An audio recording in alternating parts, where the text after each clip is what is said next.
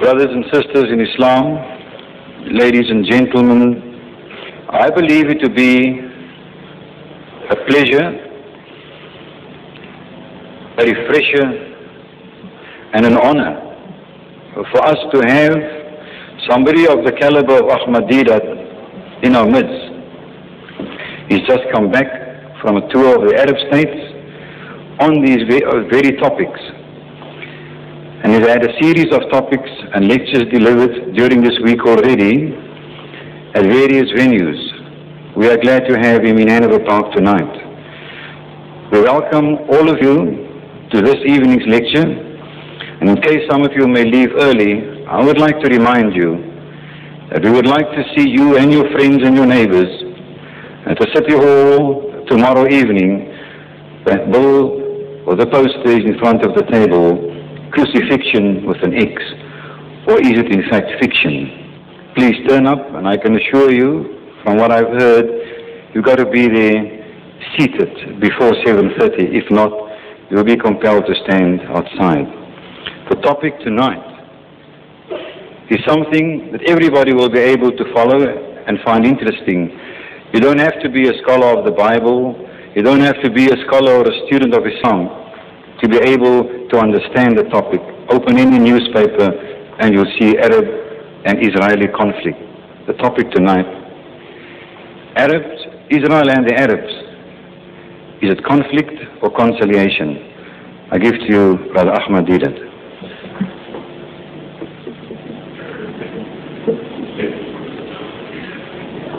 أعوذ بالله من الشيطان الرجيم.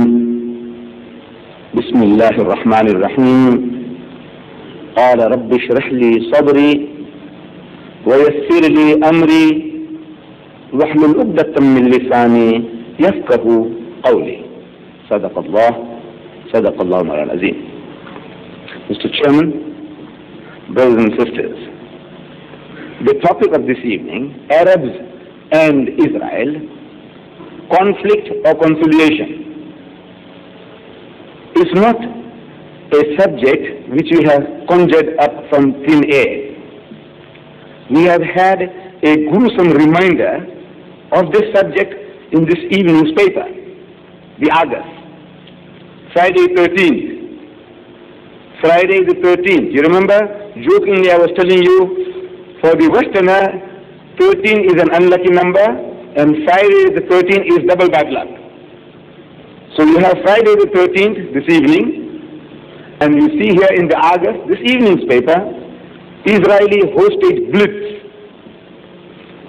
It says here, commandos rescue 30 passengers, kill 3 Arab guerrillas in 25-second dawn raid. And it carries on.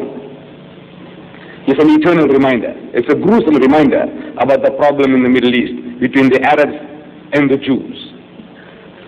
Now this title also is not a title which I have thought of. Arabs and Israel, conflict or conciliation. When the Israelis, when they attacked Lebanon, in Beirut they attacked the Muslims, I think it was 1982, and they were trying to destroy every Palestinian in Beirut. You remember the occasion. Every day there was news. American cluster bombs were being used to wipe out the Palestinians once and for all, solve the problem.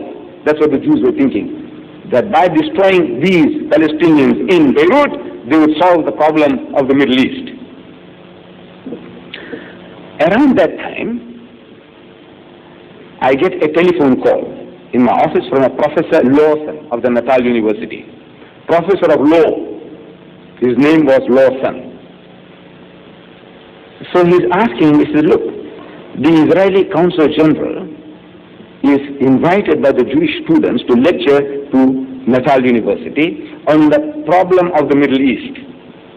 But I feel, he said, I feel that it is unfair that we only listen to one side of the story.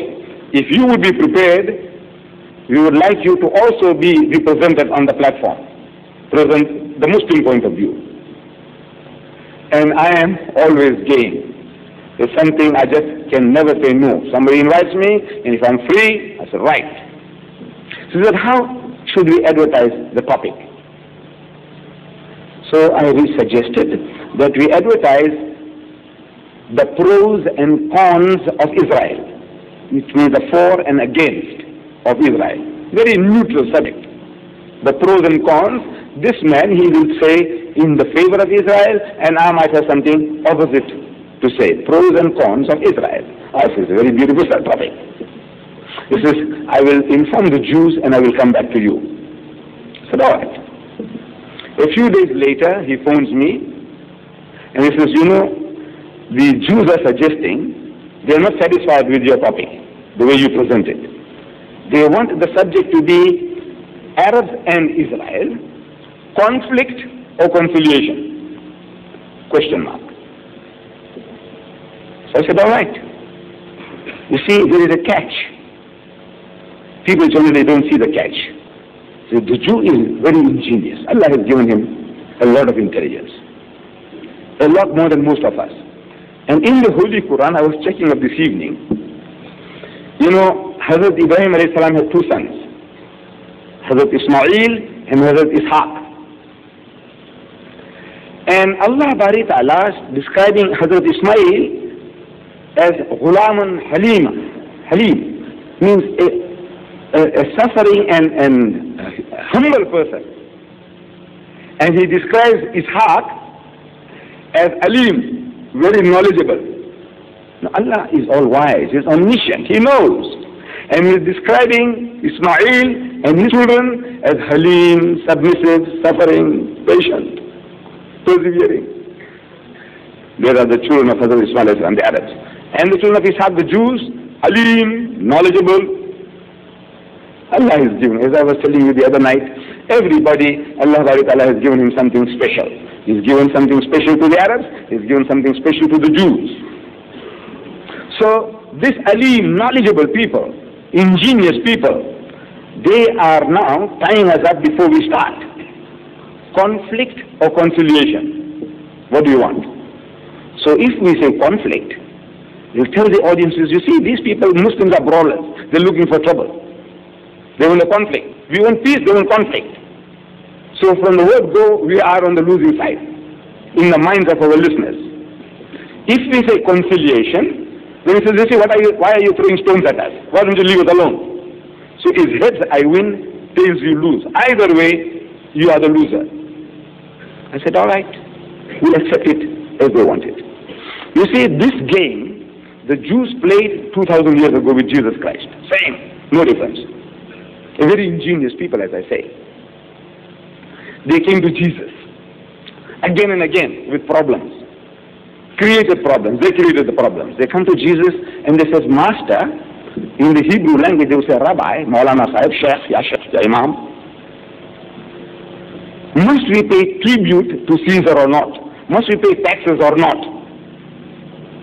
What a question to ask this messenger of God. Must we pay taxes to the government or not? See, there is a catch. The catch is, if he says pay tribute, pay taxes, then they will tell the people that this man is not our Messiah, the man we are waiting for, our liberator. This is not the man. Because he is a stooge of the government. He is telling us to pay taxes. So he is in trouble. Who Jesus will be in trouble. If he says don't pay taxes, then they won't pay taxes. So if the government accosts them, he says, look, our Messiah says don't pay. So either way Jesus loses. If heads I win, tails you lose. Beautiful, beautiful strategy. Either way, Jesus would be the loser. But Jesus is also a Jew. And also Allah has given him that intelligence. So he's asking them, where is the tribute money, the tax money? So they give him a coin. So here. He said, whose inscription is this picture? Whose picture is this? They say Caesar's. He said, well, render unto Caesar what is Caesar's. That belongs to him. So he got out of the difficulty. He got out of the difficulty. I am only demonstrating how ingenious Allah has made these people. You can never win against a Jew in any type of written document you get into, or in a discussion or dialogue. It's very difficult. They come to Jesus again, according to their own records, the Christian record. Now they bring a woman, they catch her and they bring her. They say, you know, Master, this woman, we caught her in the act of doing zina, adultery. what must we do to her? So if he says, stone her, they'll stone her. Well, that was a law. In the Torah, it says the adulterer and the adulteress must be stoned to death. So if he says stone her, they'll go and kill her. And adultery was not a capital crime in the Roman Empire. So they'll be charged. He said, why did you kill that woman? He said, look, Messiah